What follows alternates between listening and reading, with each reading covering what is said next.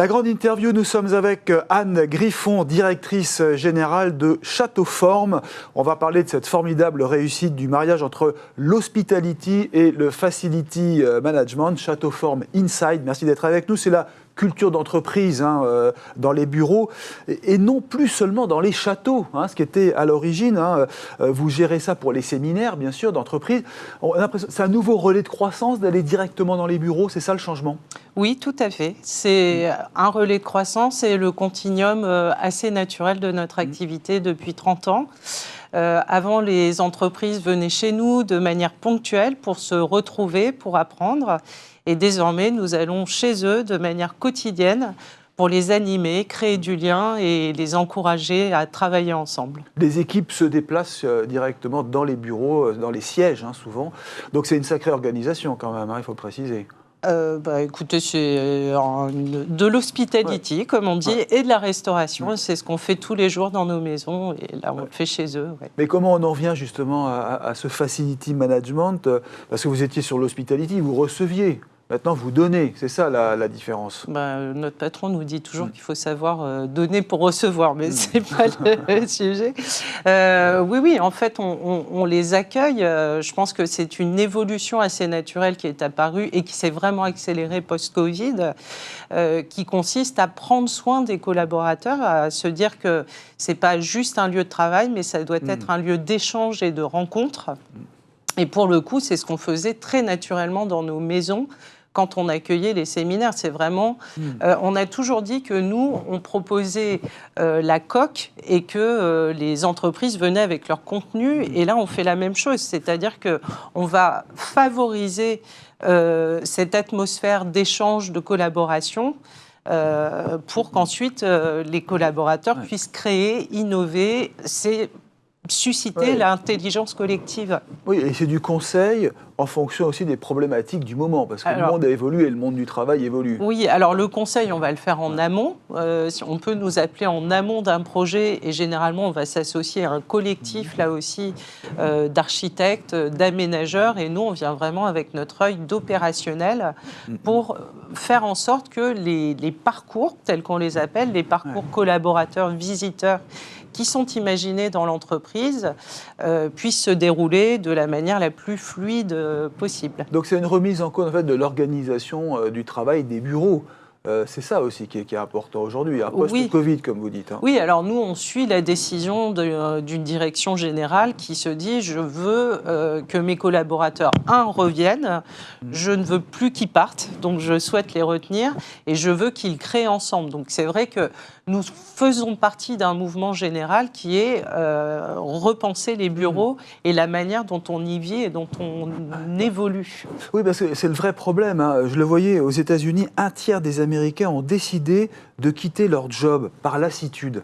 Est-ce que ça peut arriver en Europe aujourd'hui ? Est-ce qu'on arriverait à des niveaux pareils ? Un tiers ? Un tiers, oui. Alors, c'est ce qu'on appelle le quiet quitting, qui est maintenant silent quitting, c'est-à-dire qu'avant, ils disaient qu'ils partaient, maintenant, ils ne le disent même plus. Un jour, il n'y a plus personne.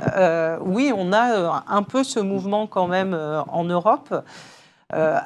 L'environnement social fait que c'est moins fort, mais on sait très bien qu'on a quand même des générations qui ont moins d'attache à l'entreprise. On a eu la génération de nos parents, ou peut-être avant, qui pouvaient faire leur carrière complète dans une entreprise. Aujourd'hui, ça semble un peu proche de la science-fiction. Toutefois, c'est quand même, sans créer de l'attache à une entreprise, c'est au moins créer de l'attache à un groupe. On dit souvent qu'on quitte un leader et pas une entreprise, et c'est au moins pouvoir créer ces cellules, ces micro-cellules, et qu'elles perdurent le plus longtemps possible pour apporter de la performance et de la valeur à l'entreprise. Ouais. Vos interlocuteurs en entreprise, ce sont les directions générales ou les RH ? Les deux. Les deux ? Les deux, la direction générale, la DRH, la direction immobilière parfois, puisque ça démarre d'un projet immobilier souvent. Il y a un continuum avec la RH et ça part de la direction générale. Donc on a toujours ce trio généralement.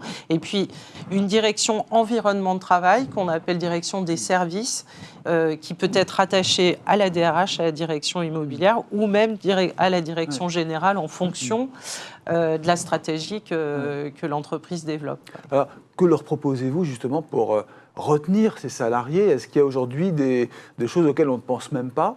Est-ce que vous avez des modèles d'inspiration à l'étranger, aux États-Unis, qu'il faut mettre en place chez nous? Alors, on sait déjà, Château-Forme est un ovni dans le milieu de l'hospitality. Il n'y a pas de concurrents, vous disiez. Pas vraiment, puisque nous ne sommes pas des hôteliers, nous ne sommes pas non plus des restaurateurs classiques. On a vraiment créé notre stratégie, c'est la fameuse stratégie de l'océan bleu pour les marketeurs, ou les stratèges, voilà, ça représentait 3 à 4% du chiffre d'affaires des hôteliers, les séminaires il y a 30 ans. Et en fait, on s'est mis sur cette niche et on l'a totalement développée. Et c'est vrai qu'on a développé une forme d'accueil très particulière, 3 piliers dédiés 100% aux entreprises, avec un trio, c'est-à-dire une famille qui vit sur place et qui va vous accueillir avec son chef. Et justement, c'est ce 3e pilier, c'est la table. Et ça vous donne une atmosphère d'accueil très particulière qui permet vraiment de faire tomber les masques. Il y a 30 ans, en entreprise, c'était encore plus affirmé qu'aujourd'hui. Chacun venait jouer un rôle avec une organisation très pyramidale, et pouvoir rendre cette organisation un peu plus plate permettait de faire passer des messages. C'est exactement ce qu'on a continué de cultiver depuis 30 ans et qu'on amène aujourd'hui dans l'entreprise. Aujourd'hui, les entreprises sont prêtes à ça, à pouvoir avoir des organisations plus plates, pouvoir faire circuler l'information. Et c'est vrai qu'on a une façon de déployer l'hospitalité et la restauration qui privilégie cette approche-là. Oui, c'est assez innovant de produire des repas, parce qu'à l'origine, ce n'est pas votre métier. Là, vous êtes transformé en restaurateur aussi. Alors, ce n'est pas notre métier dans l'entreprise, mais en revanche, on a toujours... La table est un pilier de Château-Forme. Pour ceux qui sont déjà venus, généralement, on nous dit qu'on y mange trop, qu'on y mange bien, voire très bien. Et tout produit par vous-même, c'est ça? Voilà, on produit tout nous-mêmes. Effectivement, pour l'entreprise, on peut soit déployer une restauration sur place, soit à l'aide d'une cuisine centrale Château-Forme que l'on a à Paris, on peut proposer une cuisine aussi pour ceux qui n'ont pas l'outil de production sur place. Donc comme un restaurateur avec un menu qui est proposé pour chaque événement, en fin de compte, pour chaque jour, vous venez au restaurant et vous avez un menu complet. Alors dans vos qualités, j'allais dire, il y a essayer de créer ce lien, de renforcer le lien entre collaborateurs, ce qui est aujourd'hui très très important. Comment s'y prend-on pour réussir quand les gens sont de plus en plus indépendants, autonomes, qu'il y a le télétravail?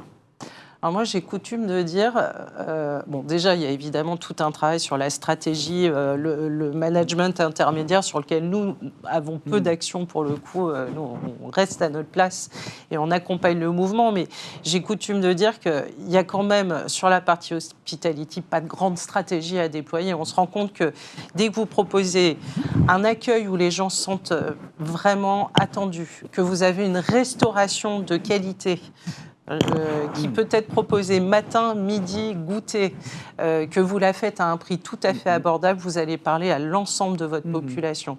Les jeunes parce qu'ils n'ont pas les moyens, les parents parce qu'ils en ont marre de faire la cuisine, les solos parce que le frigo est vide, enfin voilà. Et c'est vraiment des moments de retrouvailles.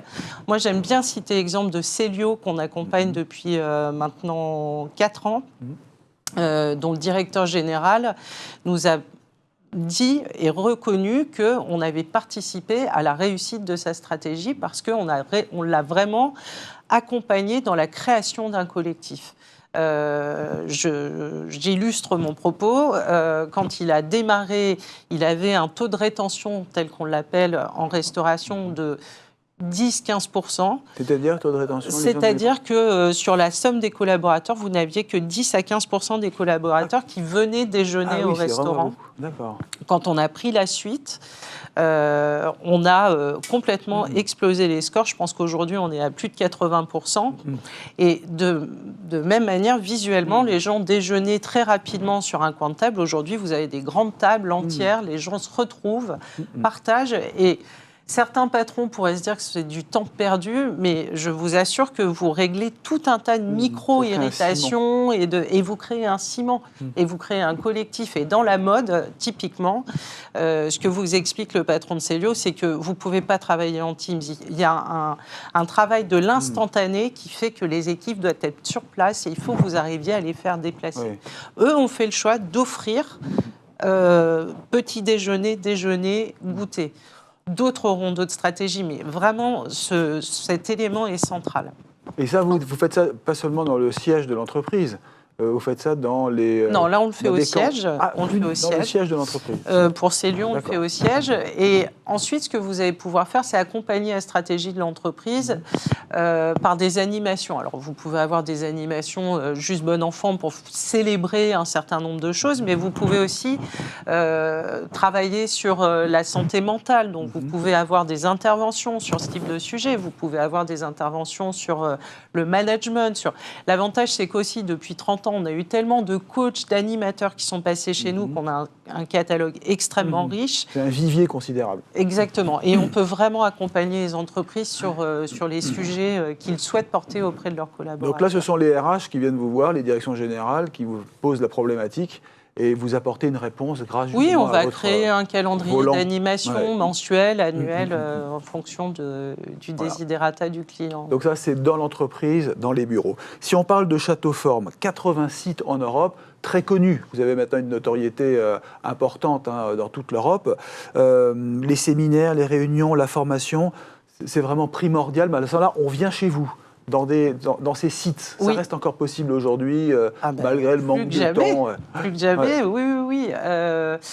Effectivement, les entreprises ont quand même privilégié, pour grand nombre, la réduction de mètres carrés. Donc, il faut à un moment que les équipes se retrouvent. Il y a quand même des lancements d'années à faire, des lancements de stratégie. Il y a beaucoup de formations quand même à faire. Et même si le e-learning, pendant le Covid, a pris le pas, on voit bien que là, la formation physique reprend ses droits parce qu'on n'y apprend pas de la même manière, on apprend à travailler là aussi ensemble.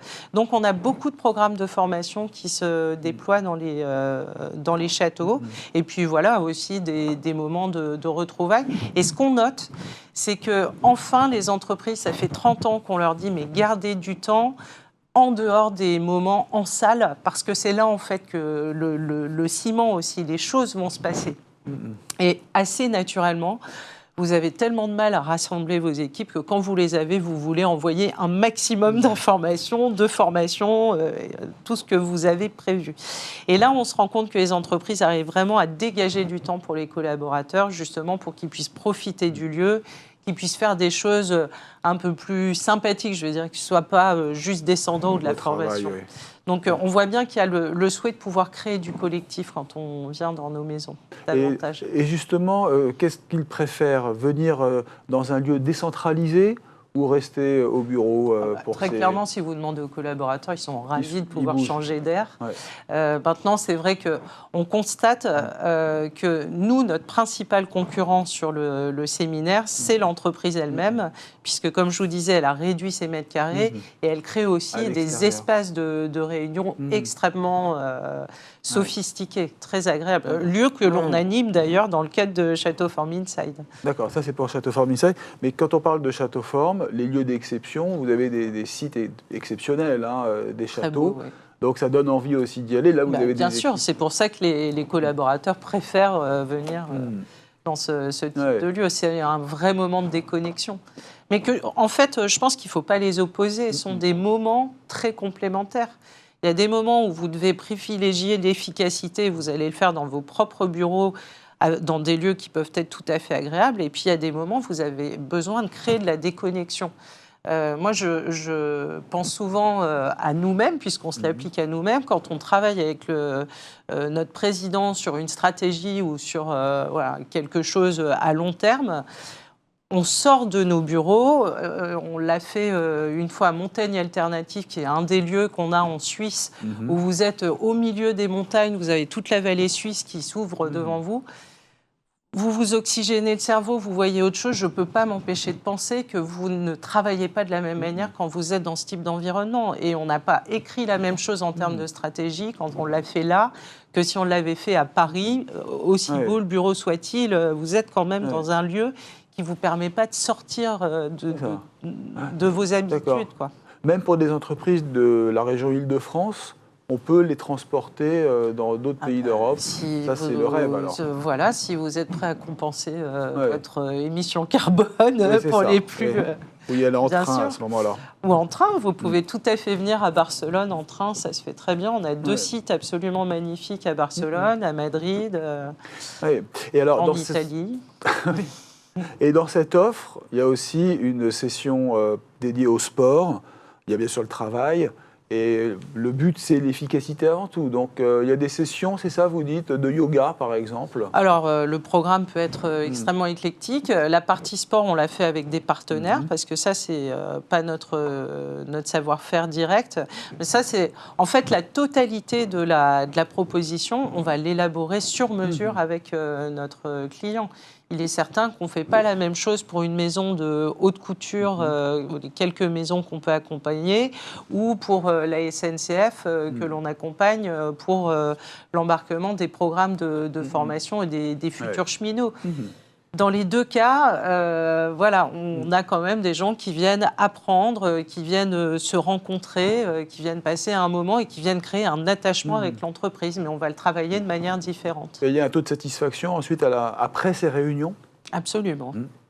Alors, sur les réunions historiques, nous, on travaille avec un taux de satisfaction qui est proche du NPS, c'est assez identique, qui est autour de 98%. Et dans les bureaux, pareil, on demande à nos clients directs le taux de satisfaction régulièrement. Et c'est pareil, on est sur des notes à peu près équivalentes. Assez exceptionnel. Alors, il y a aussi les valeurs de Château Fort, parce que ça a été créé il y a 30 ans, c'est ça, par un ancien du Club Med. D'ailleurs, on retrouve quelques petites similitudes entre les buffets, le sport, la détente et l'efficacité. Est-ce que ces valeurs ont évolué en 30 ans depuis le lancement de Château Fort? Alors, nous, nos valeurs, elles restent identiques, elles restent les mêmes. On a coutume de dire qu'on ne fonctionne pas sur des règles, mais sur des valeurs. Donc, on a un ciment commun de 6 valeurs. C'est comme ça qu'on recrute l'ensemble des talents qui nous rejoignent. C'est notre cadre, c'est notre façon d'avancer et de travailler. Et elle a surtout pour objectif de conférer de l'autonomie à l'ensemble des talents qui évoluent chez Château Fort. Et il nous semble que cette règle d'autonomie, c'est la règle absolument sine qua non pour pouvoir délivrer un service de qualité. Vous ne pouvez pas attendre d'avoir signé un bon ou d'attendre la validation d'un N plus je ne sais combien pour décider d'offrir un café à un client qui est en face de vous pour aller au-devant d'un besoin. Donc, on est vraiment dans ce travail d'autonomisation absolue et pouvoir être autonome, c'est avoir le sens de ce que l'on fait. Donc, on travaille énormément là-dessus avec nos collaborateurs. Les valeurs n'ont pas changé, c'est toujours pareil. C'est aussi respect, courtoisie, les valeurs humaines qui sont bien sûr mises en avant. Absolument, c'est l'esprit de famille, l'amour du client. Et du travail, puisque la valeur travail doit être privilégiée, j'imagine bien. Alors, c'est ce qu'on appelle la performance. C'est une de nos valeurs, la performance. Pour terminer, j'aimerais parler avec vous du message que vous souhaiteriez transmettre à tous ceux qui nous regardent, notamment les directeurs environnement travail, les directeurs immobiliers. Ce sont eux qui sont intéressés par votre offre. Vous leur dites quoi? Parce que parfois, les budgets sont serrés. Parfois, on hésite à investir. Oui, qu'est-ce qui va les convaincre? Surtout en ce moment, je vous le confirme.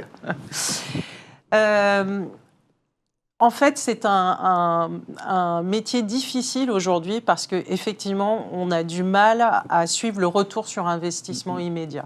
Ça ne rentre pas dans le fichier Excel. Quand vous êtes une foncière, effectivement, vous fonctionnez au fichier Excel et il n'y a pas la ligne retour sur investissement service.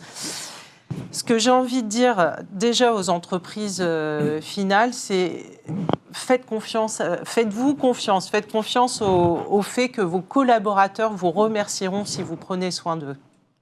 Prenez soin d'eux, ils sauront vous le rendre au centuple. Et ça ne se quantifie pas, en fin de compte. C'est quelque chose qui se verra, mais voilà, il y a quelques belles entreprises qui ont réussi à faire ça. La maison Sanofi, par exemple, qui est un lieu absolument incroyable et qui, justement, n'a pas de KPI sur le nombre de mètres carrés par collaborateur ou le coût par collaborateur. Il ne mesure qu'au taux de satisfaction collaborateur. Et je trouve que c'est un KPI extrêmement intéressant. Et on voit aussi après s'il y a du turnover dans l'entreprise. Exactement. C'est une raison. Exactement. Vous-même, 10 ans de conservatoire, vous êtes musicienne. Comment en êtes-vous venu à ce métier, quitter la scène pour travailler sur une autre scène, celle du travail, mais Oui, c'est alors pas pareil quand même. le conservatoire, c'était vraiment Ouais. dans ma prime jeunesse, mais je trouve que c'est intéressant que vous fassiez référence à ça. On fait toujours valoir les valeurs du sport pour le collectif. Moi, j'ai appris les valeurs du collectif au conservatoire. J'ai beaucoup joué en orchestre et j'ai aimé ce travail collectif pour sortir une œuvre. Et je pense que ça m'a beaucoup appris à ce titre-là, la valeur du collectif. Quel instrument, si je puis me permettre? Flûte traversière. Flûte traversière, oui. Donc au milieu d'une composition avec Absolument. plusieurs musiciens, donc il faut jouer sa partition. Oui. Et Et que ce surtout soit- écouter les autres. Bon, on peut dire que vous êtes un petit peu la chef d'orchestre, hein, au cœur d'équipes extrêmement variées, en fin de compte, si on veut Absolument. résumer cela. Eh bien, écoutez, merci beaucoup Anne Griffon d'être venue pour la grande interview. Passionnant. Donc Château Forme Inside, dans les bureaux et dans vos sites exceptionnels. Hein, on le dit bien, 80 sites en Europe Absolument. qui accompagnent ce changement de la société et du monde du travail. Merci beaucoup. Merci.